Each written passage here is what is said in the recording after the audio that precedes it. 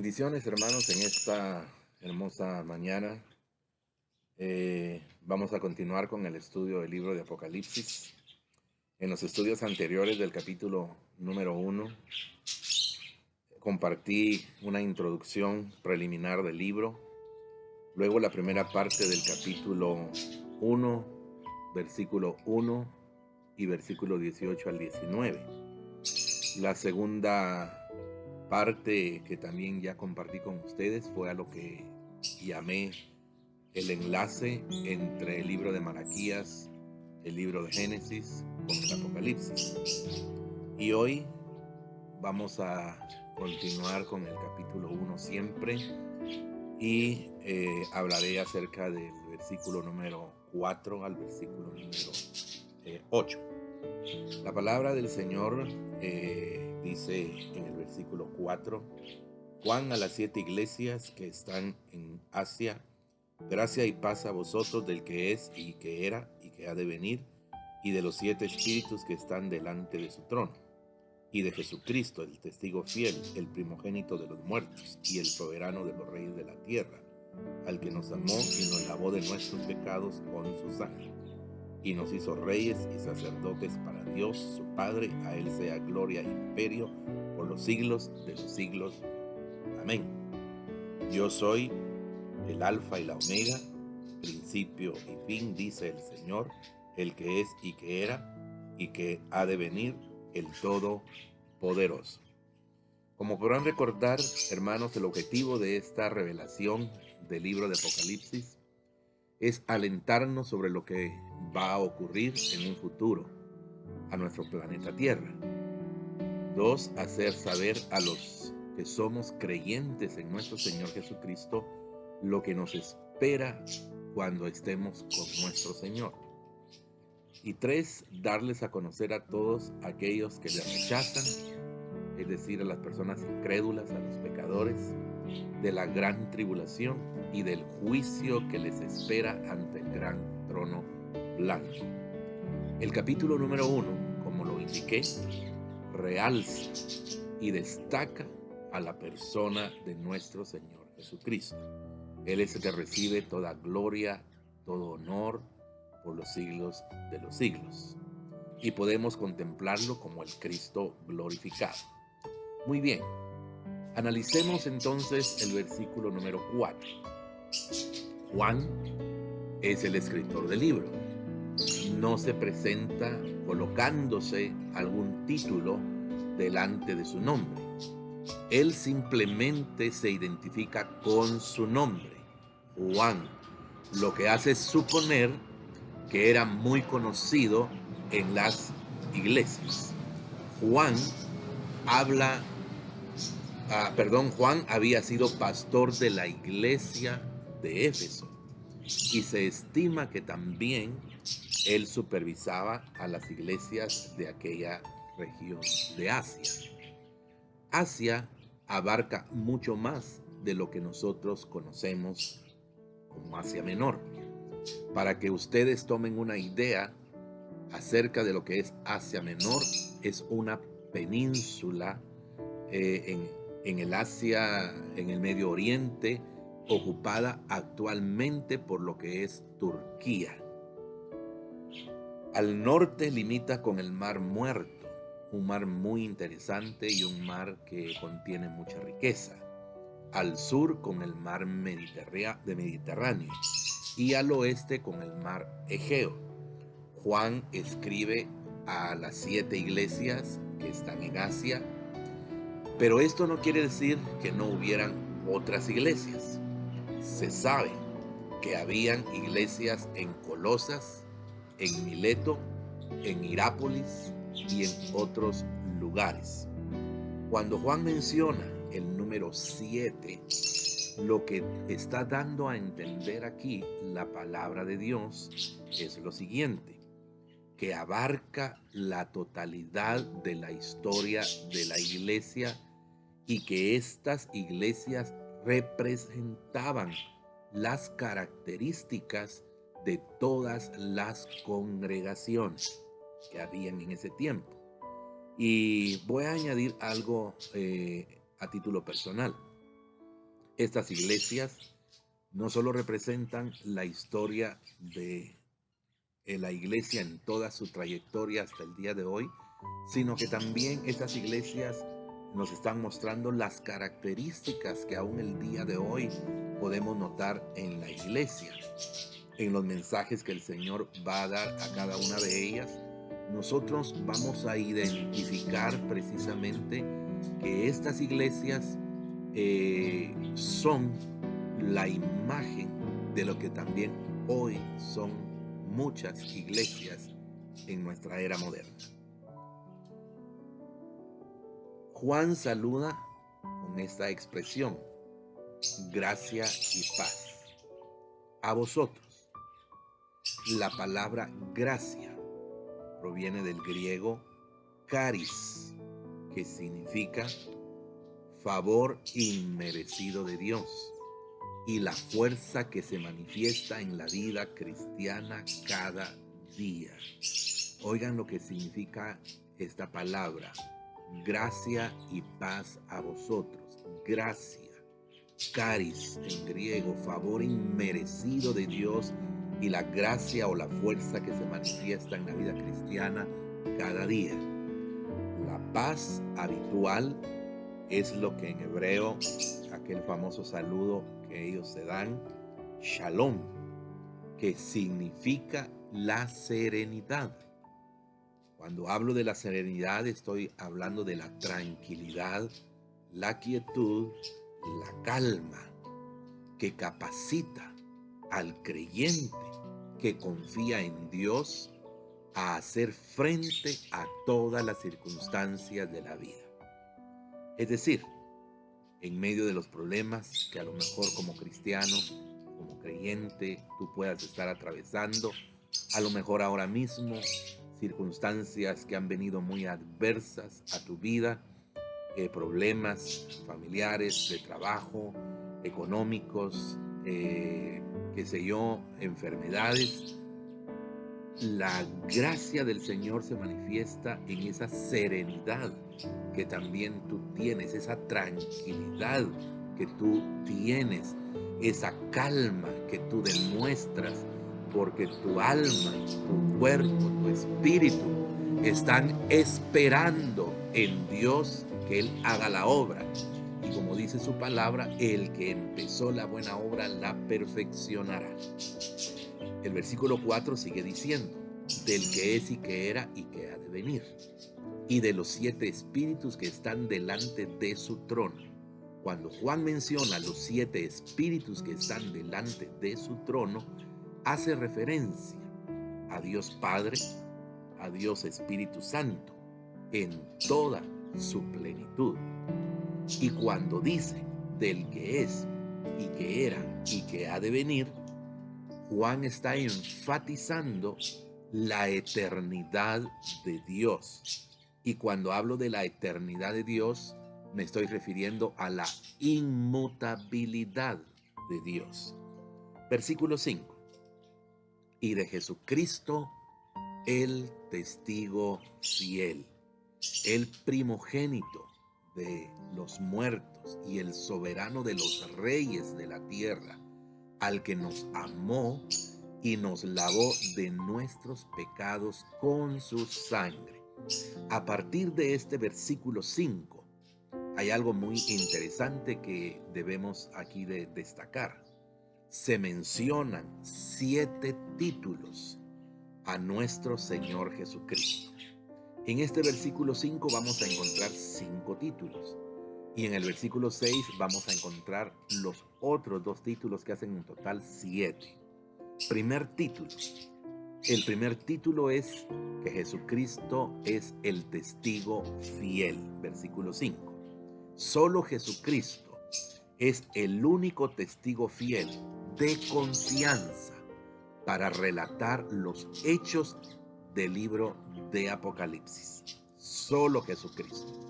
Solo Jesucristo es el único testigo digno de confianza para usted y para mí.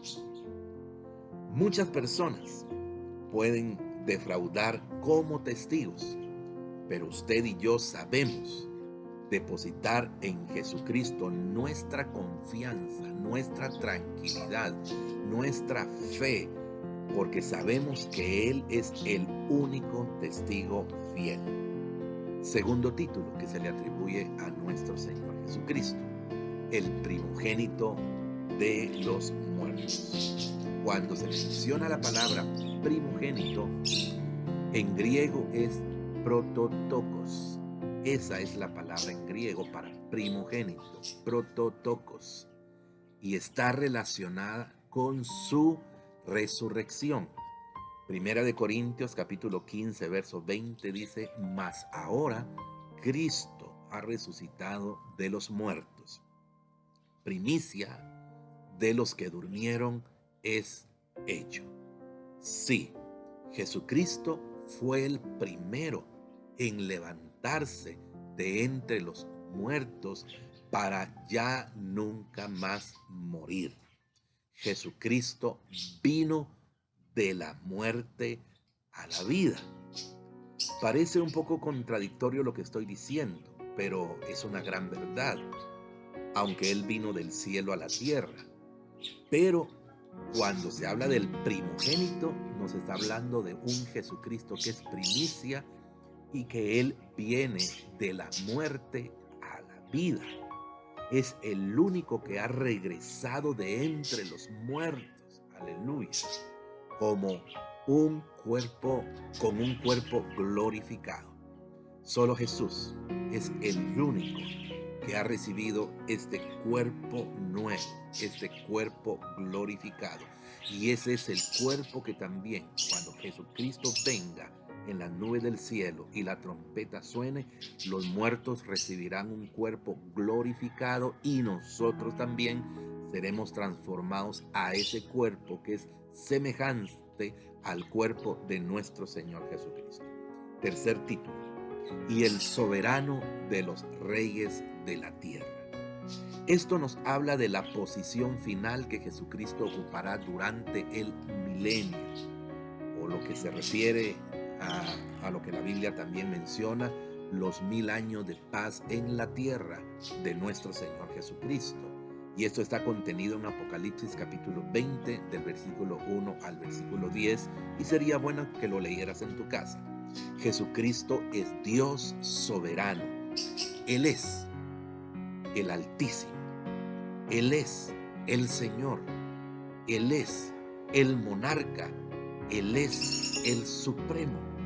Cuando hablo de el soberano, a esto precisamente es a lo que nos referimos. Por eso es que Filipenses capítulo 2, verso 10 y verso 11 dice: para que en el nombre de Jesús se doble toda rodilla de los que están en los cielos y en la tierra y debajo de la tierra, y toda lengua confiese que Jesucristo es el Señor, para gloria de Dios Padre. Recuerden lo que Jesús le dice al diablo también en la tentación en aquel desierto, cuando él estuvo ayunando 40 días y 40 noches. En Mateo capítulo 4, versículo 7, Jesús le dijo: escrito está, le dijo Jesús a Satanás, no tentarás al Señor tu Dios. ¿Por qué? Porque Él es el soberano. Y en el versículo 10, Jesús le vuelve a decir al diablo: vete, Satanás, porque escrito está, al Señor tu Dios adorarás y a Él solo servirás. En el verso 11 aparece que el diablo entonces le dejó, y he aquí vinieron ángeles y le servían al Señor. Como ustedes pueden darse cuenta, el diablo no tiene ninguna autoridad y ningún poder. El poder que Satanás tiene le ha sido delegado por nuestro Dios. Él no tiene más poder que aquel que es nuestra torre fuerte, aquel que es nuestro castillo fuerte. Satanás no tiene más poder para poder vencerte y derrotarte, porque es más poderoso el que está contigo que el que viene contra ti, dice la palabra de nuestro Dios. Muy bien, en el cuarto título que se atribuye a nuestro Señor Jesucristo, dice el que nos amó, el versículo 5, ahí siempre estoy. Esta es una expresión que enfatiza su actitud fiel y constante hacia los suyos.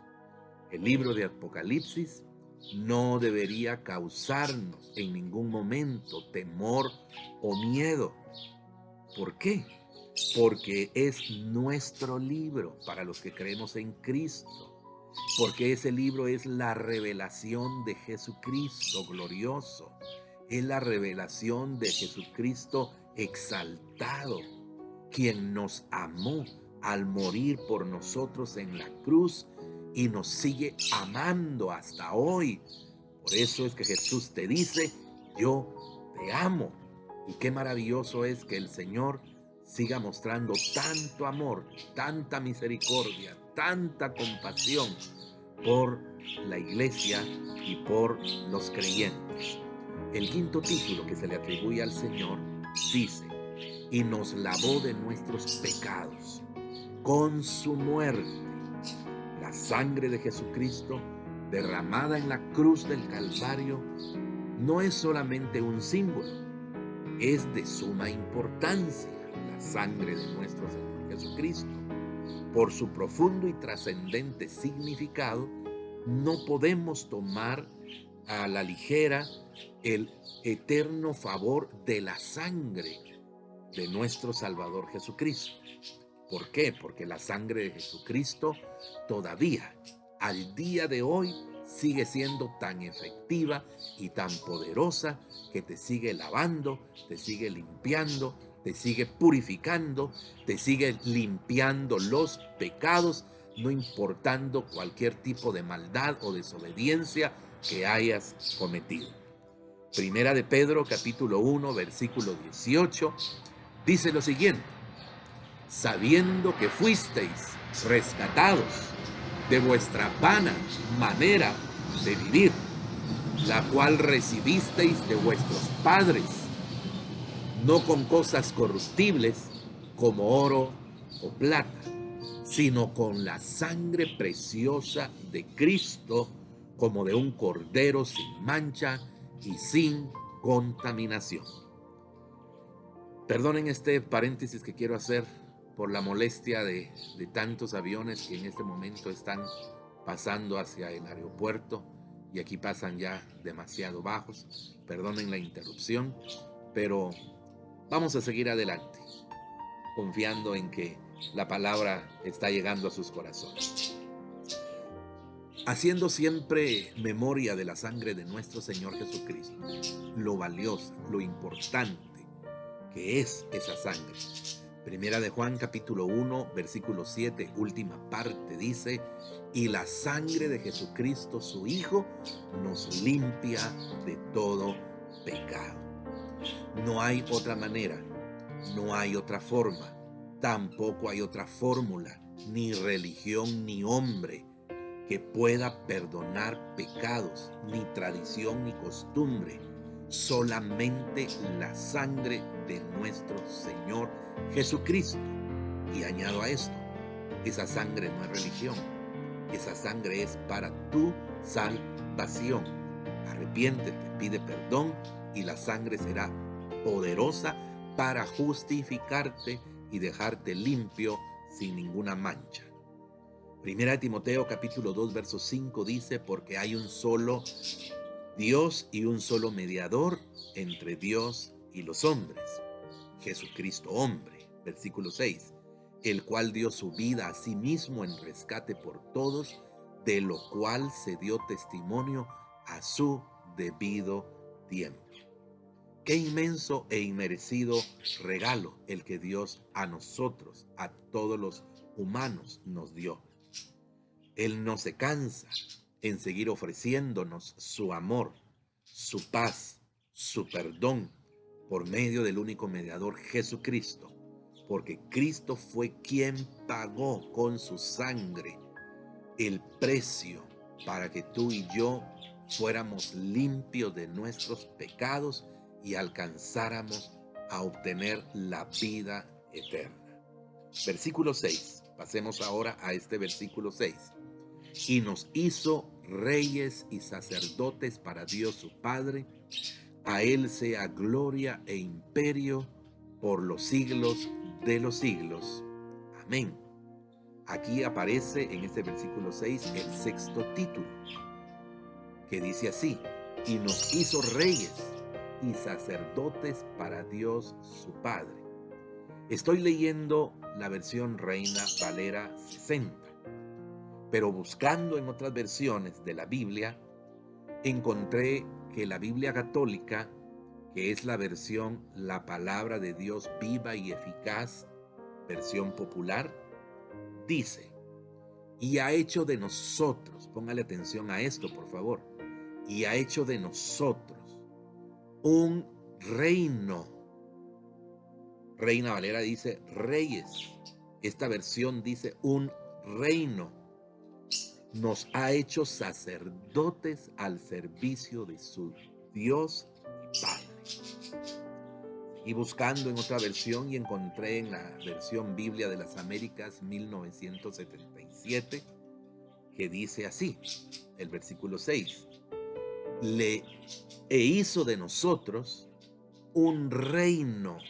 Se da cuenta que la misma palabra que aparecía en la Biblia católica aparece en la versión Biblia de las Américas, que hizo un reino de nosotros y sacerdotes para su Dios y Padre. La Biblia, amados hermanos, es un libro tan sencillo, muy fácil de ser entendido, pero a la vez tan profundo que muchas veces se le da el significado equivocado, y es lo que regularmente ocurre en las distintas versiones o traducciones modernas de la Biblia. En la Biblia encontramos símbolos, en la Biblia encontramos parábolas, en la Biblia hay metáforas y también encontramos poesía. También encontramos en la Biblia eventos o acontecimientos que se han cumplido y otros que están por cumplirse, como es el caso que nos habla aquí el versículo número 6. Para aclarar un poco más el contenido del versículo 6, y nos hizo reyes y sacerdotes, veamos lo que el libro de Éxodo, en su capítulo 19, verso 5, verso 6, primera parte, dice. Versículo 5. Ahora pues, si diereis oído a mi voz y guardareis mi pacto, vosotros seréis mi especial tesoro sobre todos los pueblos, porque mía es toda la tierra. Verso 6. Y vosotros seréis, escuche bien, un reino de sacerdotes, dice el libro de Éxodo. Un reino de sacerdotes. No se está usando la palabra reyes. Por favor, vuelvo a repetir. Es un reino de sacerdotes. El versículo 6 así lo dice. Como podemos ver, este es el principio de las Escrituras. O sea que desde un inicio se está hablando de que es un reino de sacerdotes. Dios está hablando de un reino que le va a servir como sirvió un sumo sacerdote a Aarón y sus descendientes, o sea, sus hijos, que fueron llamados como una casa sacerdotal para servirle a Dios. La traducción lenguaje actual, que es una versión bastante moderna, traduce el versículo 6 de Apocalipsis del capítulo 1 de esta manera. Además, Cristo nos permite gobernar, oigan esto, como reyes. No está diciendo reyes, como reyes. Y nos ha puesto como sacerdotes. No está diciendo que vamos a ser sumos o vamos a ser sacerdotes. Al servicio de Dios. Eso sí, aclaro que como sacerdotes vamos a estar al servicio de Dios, su Padre, dice esta versión. Por eso, alaben todos a Jesucristo, sigue diciendo, y que solo Él tenga todo el poder del mundo. Amén. En el Nuevo Testamento, hermanos, la iglesia entera es un reino de sacerdotes. Y primera de Pedro, capítulo 2, verso 5, dice, vosotros también, como piedras vivas, sed edificados como casa espiritual y sacerdocio santo. Oigan eso, para ofrecer sacrificios espirituales aceptables a Dios por medio de Jesucristo. Esto es lo que Pedro le está diciendo a la iglesia, que somos un sacerdocio santo para ofrecer estos sacrificios espirituales aceptables a Dios. Primera de Pedro, capítulo 2, verso 9, también dice, mas vosotros sois linaje escogido, oigan esto, real sacerdocio, o sea, un reino, en otra palabra, de sacerdotes, nación santa, pueblo adquirido por Dios, para que anunciéis las virtudes de aquel que os llamó de las tinieblas a su luz admirable. Hermanos, Jesucristo es Rey de Reyes y Señor de Señores. Él es el Rey de toda la tierra. Y Él es el Rey de todo el universo. Por ende, nosotros no podemos, permítanme usar esta palabra, cuadrar en la figura de reyes, porque entonces estaríamos gobernando y teniendo autoridad y supremacía también en los cielos. Por eso es que se destaca más, como lo decía el libro de Éxodo, un reino sacerdotal, porque vamos a ser sacerdotes al servicio de Dios por medio de nuestro Señor Jesucristo, para que Dios reciba también la gloria y nuestro servicio. Hago esta aclaración porque es bueno hacerla y ya compartí con ustedes las distintas versiones y lo que dice el libro de Éxodo, que fue tomado de los originales de los antiguos manuscritos, y a veces las traducciones tienden a interpretar de una u otra manera, tergiversando el original. Así que sigamos entonces con el sexto título para finalizar. De todo lo que anteriormente mencioné, concluyo que Jesucristo es el sumo sacerdote. Aclaro eso. Y esto aparece registrado en Hebreos capítulo 7, verso 24 al 28. Por favor, lean estas citas en su casa. Hebreos 9, 24 y Hebreos capítulo 10, verso 19 al 22.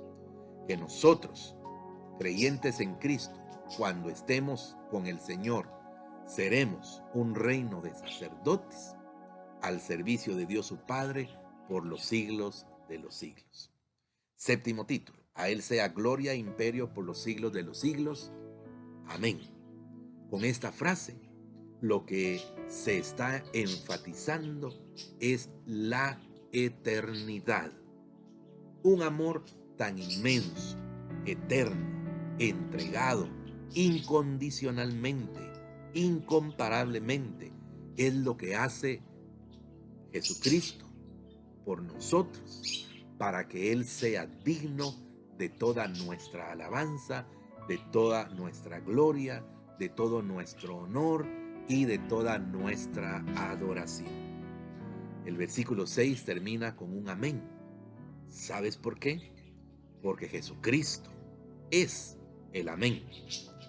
Jesucristo es el tema y el sujeto principal de este libro de Apocalipsis.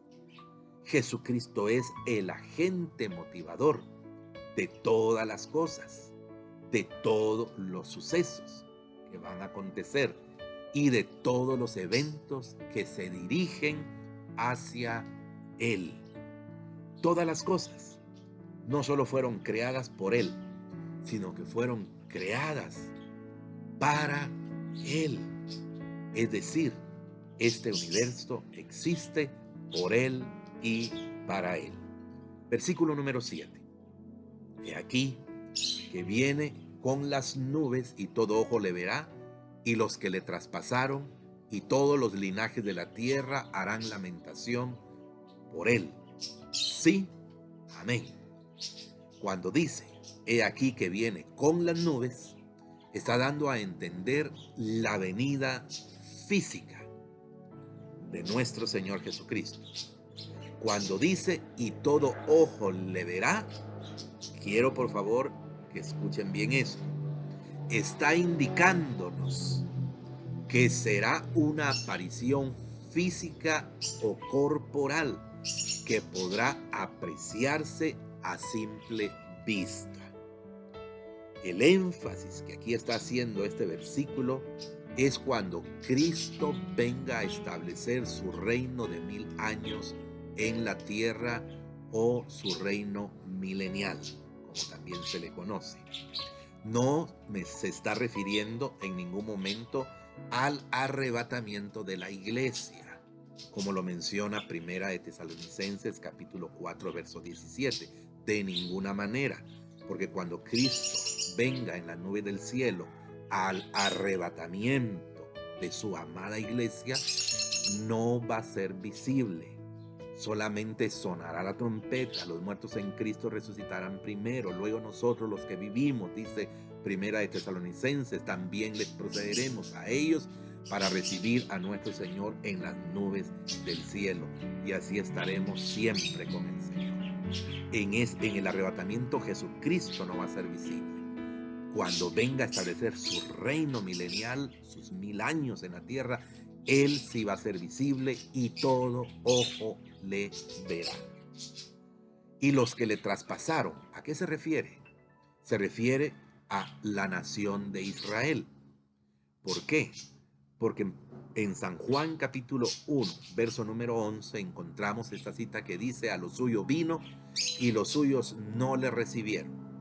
Fueron los judíos, sí, su propio pueblo de Israel, su propia nación, quienes lo arrestaron, lo entregaron, lo llevaron a las autoridades, lo acusaron, y quienes también pidieron que se le diera muerte. Así que por eso es que cuando la Biblia habla y los que le traspasaron, se está refiriendo a Israel. Y todos los linajes de la tierra harán lamentación por él. ¿A qué se refiere esto? A la reacción de todos aquellos que rechazan a Jesucristo cuando Él esté en esta tierra reinando por 1000 años. Los habitantes de esta tierra no le darán la bienvenida, más bien al contrario, se levantarán y le harán la guerra nuevamente, impulsados o motivados por Satanás, quien después de haber estado encerrado es soltado y viene a engañar a los moradores de la tierra. Sí, amén, concluye este versículo. La palabra amén significa así será, porque Él es fiel. ¿Quién? Jesucristo. Él es fiel.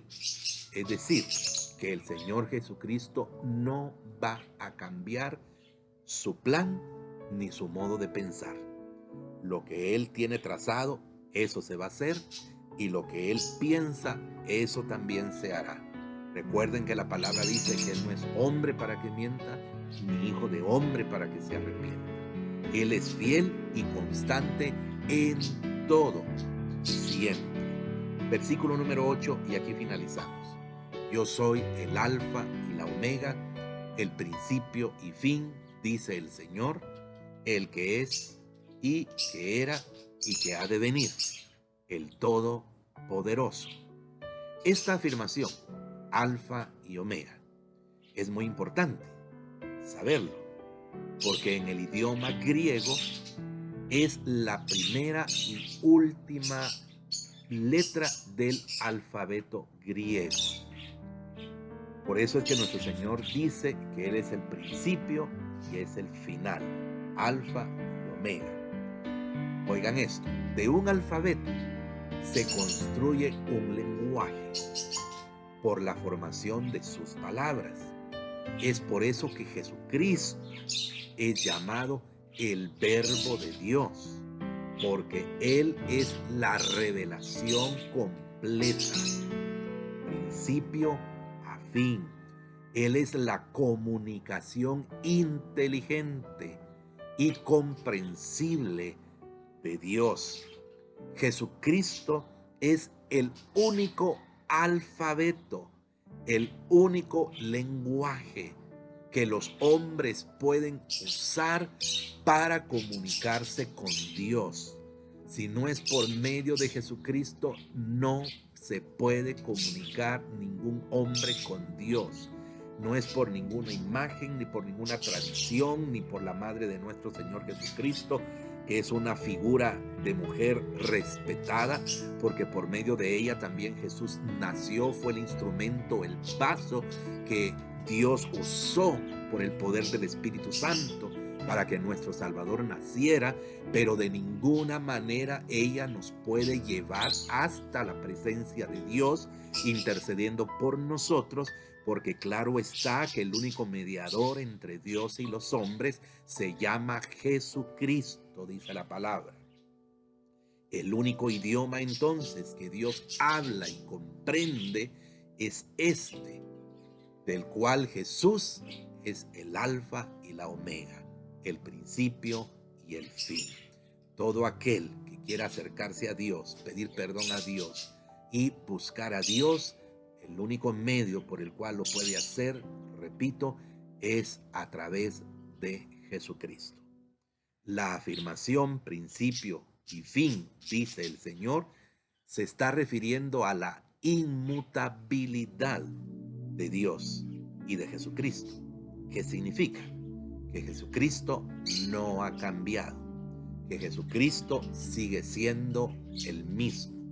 Y por eso es que Hebreos 13:8 claramente lo dice: Jesucristo es el mismo ayer y hoy y por todos los siglos.